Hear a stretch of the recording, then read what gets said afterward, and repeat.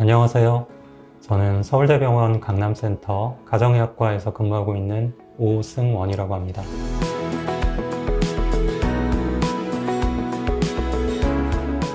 당연히 모든 교수님들이 다 힘들고 좀 정말 절망스러운 상황이고요.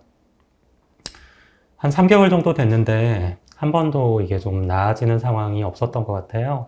내내 계속 나빠지기만 하는 상황이라 심적으로 또 정신적으로 굉장히 힘든 상황인 건 맞습니다. 사실 그동안에 이제 교수님들이 사직이다, 좀 진료 축소다 이런 얘기를 많이 하셨지만 초창기에는 그게 이 잘못된 정책에 좀 항의를 하고 의견을 표시하는 그런 의미가 컸다면 지금은 이제 정말 너무 힘들어서 진료를 현실적으로 좀 축소하고 그렇지 않으면 쓰러지겠다 이런 입장에서 얘기하시는 부분도 너무나 많거든요. 그리고 이제 몸이 이제 그런 것 때문에 힘들다면 정신적으로는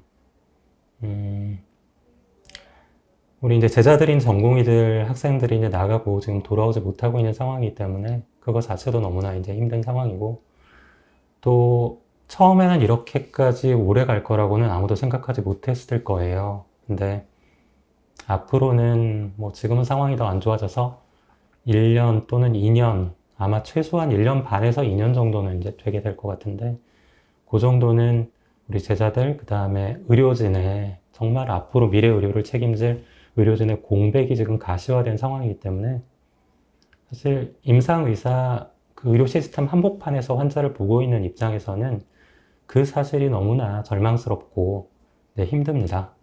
그래서 그것 때문에 정신적으로 교수님들이 너무 많이 지치신 것 같아요. 그리고 어떤 얘기를 하거나 어떤 행동을 하고 의견을 전달하려고 해도 계속 벽에 부딪히는 상황이기 때문에 어떻게 보면 이제 돌아오지 않는 메아리를 계속 외치고 있는데 그런 부분도 너무나 힘든 것 같습니다. 그런 것들이 몸과 마음을 다 힘들게 하고 있네요.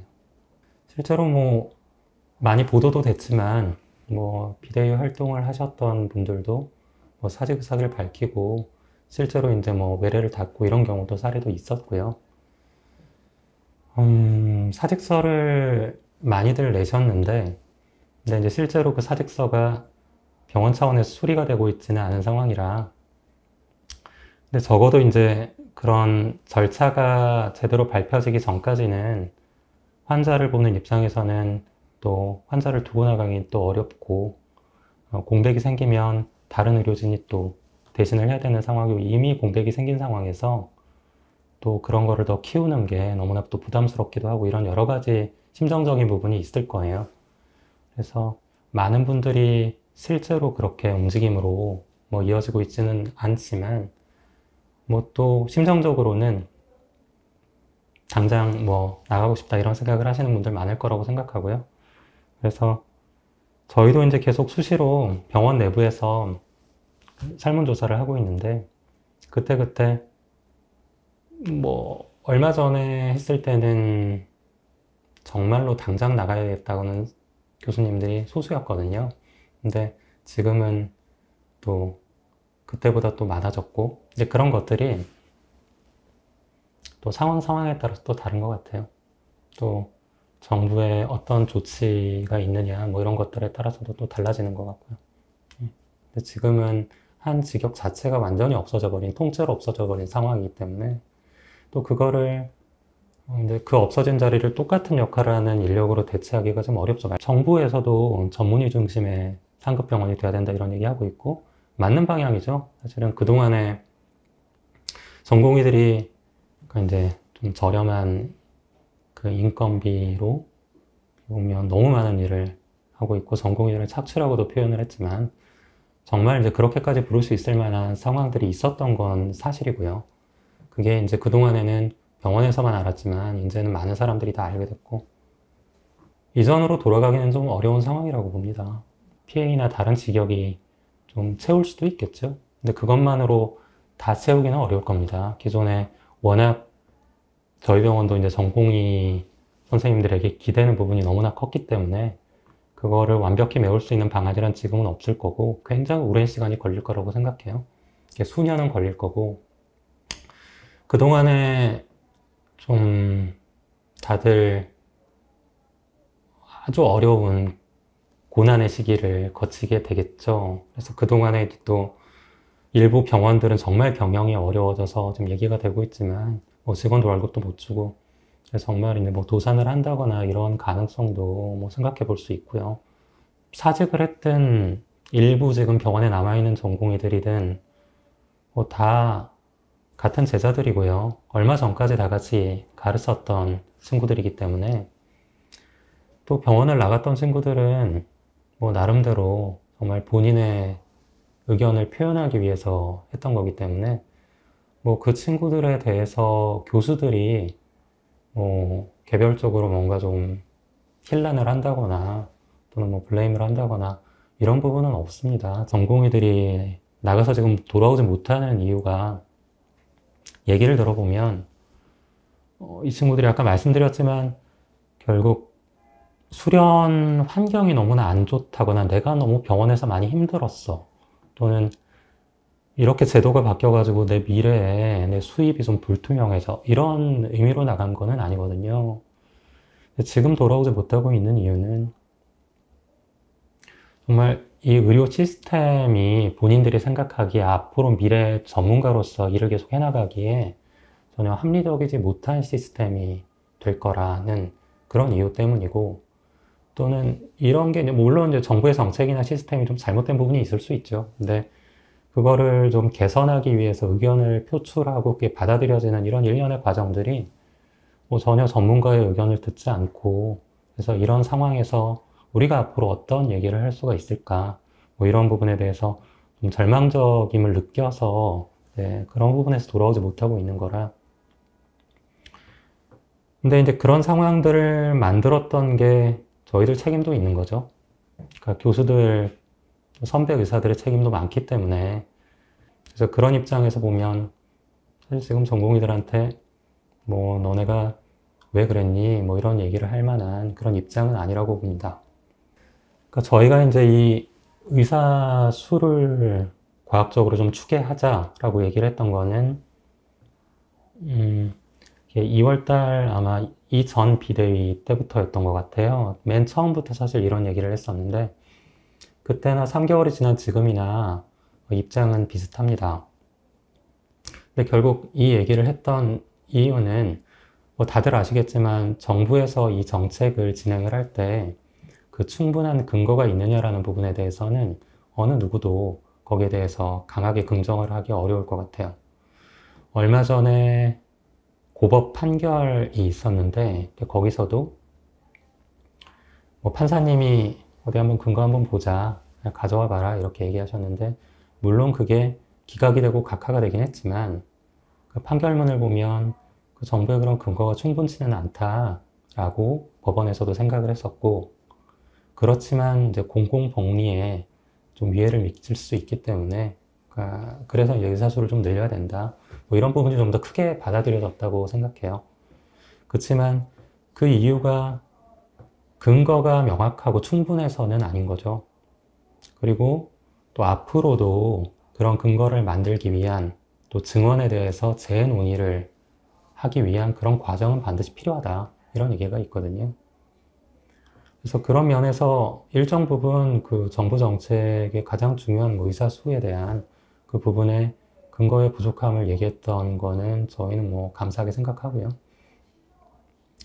근데 어쨌든 그런 부분에 대해서 계속 의료계에서 저희뿐만이 아니라 정말 여러 차례 한결같이 얘기를 하고 있는데 정부에서는 이제 똑같이 이제 그게 근거가 확실하고 충분히 논의했다라는 얘기만 하고 있거든요. 그래서 이제 그렇다면 그런 진전이 전혀 없다면 그러면 요거는 이제 의료계 또는 뭐 저희가 좀 만들어야 되겠다라는 거고요. 근데 그 과정이 뭐 뚝딱 하고 나오는 건 아니죠. 뭐 일주일 만에 한 달 만에 나올 수 있는 건 아니기 때문에 저희가 이런 연구를 한다고 했을 때 과연 그럼 그 연구가 이번 정부 정책에 당장 지금 5월 말에 결정이 된다고 하는데 거기에 영향을 줄 수 있을 것이냐 이런 질문을 하는 분들도 많았어요. 근데 뭐 그렇게 되면 가장 좋은데요. 저희는 꼭 그것뿐만이 아니라 앞으로 이 정원에 대한 논의, 정책에 대한 논의는 올해만 끝날 것이 아니고 앞으로 계속 돼야 되잖아요. 그래서 그런 부분에 여러 가지 연구들이 필요하고 그거에 대한 첫 단추가 되지 않을까라는 생각입니다. 그러면 이제 이게 지속까지 가능하지 않다면 앞으로 정말 우리가 바라고 우리가 가져야 될 의료 시스템이 뭔가 이거부터 좀 출발을 하자라는 거였어요. 그래서 저희가 공모를 했었고 시민 공모했던 이유가 이제 그것 때문이고, 그래서 한 60여 편 글을 받아가지고 이제 공청회를 통해서 그 내용을 좀 시나리오를 좀 정리를 했습니다. 그래서 대부분의 국민들이 바라는 공통적인 내용이 좀 있었거든요. 그래서 그거를 좀 정리를 해서 시나리오화 했고, 이 다음 단계는 이제 그럼 이 시나리오를 펼쳐놓고 그러면 이제 역량 있는 연구자분들이 여기 들어와서 한번 연구를 해보자 라는 그런 단계이고, 그래서 앞으로 이제 그게 실제로 연구가 이제 진행되고 결과물이 나오는데 한 6개월 정도는 걸릴 거라고 생각을 하고요. 현재 의료 상황을 가정한 상태에서 뭐 의사수를 추계했다거나 뭐 이런 한계들도 좀 있고요. 뭐 지금 바람직한 상황이 아닌데 당연히 그래서 한계가 있겠죠. 그래서 이제 이런 한계들을 최대한 좀 극복을 해보기 위해서 저희가 필요한 데이터들을 오픈 데이터셋 형태로 연구자들이 개별적으로 다 요청을 하고 구축을 하게 되면 중복된 데이터들도 있을 수 있고 그 과정에 시간도 더 들고 하니까요. 저희가 이제 좀 더 대신해서 그 데이터들을 다 모으고 공개를 해서 연구자분들이 자유롭게 쓸 수 있도록 이렇게 하면 좀 더 효율적이고 빠른 진행이 될 수 있지 않을까 생각을 합니다. 그렇게 하면 좀 더 좋은 연구가 나올 수 있지 않을까 싶고, 다수의 연구가 나와서 정말 그 내용이 좀 풍성해지고, 그렇다 그러면 나중에 이걸 종합해서 좀 더 좋은 정책으로 만들어질 수 있지 않을까 싶습니다. 그러니까 이게 여러 가지 급한 문제 때문에 좀 가려져 있는 부분인데요. 근본적으로 보면은 이 필수 의료를 얘기를 많이 하는데 필수 의료라는 게 무엇인가 라는 개념에 대해서 좀 더 생각해 봐야 될 거라고 생각합니다. 필수 의료에 대한 논의가 많이 되고 있지만 정작 그 필수 의료가 뭔지에 대해서는 논의가 실종되어 있다는 게 좀 아쉬운 부분입니다. 저는 이제 가정의학과이기 때문에 제 전공 입장에서는 1차 의료라는 부분도 굉장히 중요한 부분이라고 생각하고, 우리나라 재원은 한정이 돼 있기 때문에 그렇다 그러면 다른 부분이 또 빌 수밖에 없는 게 사실이잖아요. 우리는 뭐 재정을 막 퍼줄 수도 없는 거고, 그러다 보니까 전반적인 어떤 의료비나 볼륨을 좀 줄일 수 있는 그런 방안이 꼭 필요한데, 그런 게 1차 의료를 좀 강화해서 그런 부분이 좀 될 수 있을 거라고 저는 생각을 합니다. 그래서 뭐 글쎄요, 그게 뭐 주치의제도나 이런 게 될 수도 있고 그게 꼭 정답이라고 얘기할 수는 없지만, 뭐 그렇게 잘 교통 정리가 되었을 때 뭐 중복 진료나 뭐 중복 검사, 전체적인 진료량, 또 예방을 중심으로 해서 의료 정책이 좀 이루어져서 중증으로 발전되는 걸 좀 예방할 수도 있는 거고요. 그래서 그런 부분이 좀 잘 됐을 때 전체적인 볼륨이 줄어들 수 있고 의료비 문제도 어느 정도는 좀 해결할 수 있고, 그렇게 됐을 때 또 우리 바이탈과 지금 말하는 필수 의료 영역이 진료량도 좀 줄고 숨통이 좀 트여서 정말 해야 될 부분을 집중할 수 있는 그런 여력이 생기지 않을까, 그런 생각을 좀 합니다.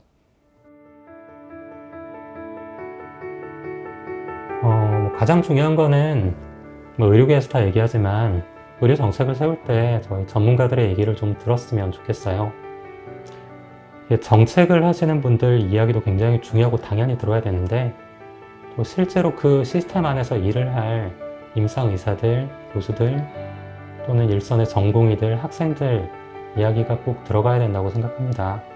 그래서 그런 부분에 앞으로 좀 더 귀를 기울이는 노력을 꼭 해주셨으면 좋겠고요.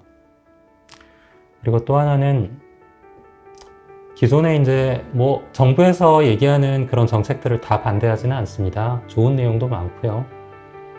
필수 의료 얘기하는데 그 정말 바이탈과들을 좀 더 수가를 좀 강화를 하고 보상을 많이 해주고 사법 리스크를 줄이고 이런 내용들도 좀 들어가 있고 모든 의사들이 다 원하는 거죠. 근데 이제 그런 정책들을 세울 때 좀 더 현실성 있게, 항상 그동안에 얘기가 많이 되었었지만 재원의 부족, 또 여러 가지 문제들로 인해서 나중에 흐지부지 되는 경우들이 많았거든요. 이번엔 그렇게 되지 않도록 꼼꼼하게 좀 디테일까지 신경을 좀 꼭 써주셨으면 좋겠다 라는 거고, 정부 의료계가 대화가 안 되는 이유가 그런 부분에 있어서 뭐 큰 틀에서는 좋지만 그동안의 경험을 비춰볼 때 신뢰가 좀 부족할 수밖에 없다라는 게 문제인 것 같아요. 그래서 그런 부분, 지금 여러 가지 지금 상황 때문에 매몰되어 있는 정말 미래의료의 시스템이, 정말 좋은 미래의료 시스템이 뭔지 이런 거에 대한 고민을 좀 더 심도 깊게 해주셨으면 좋겠습니다.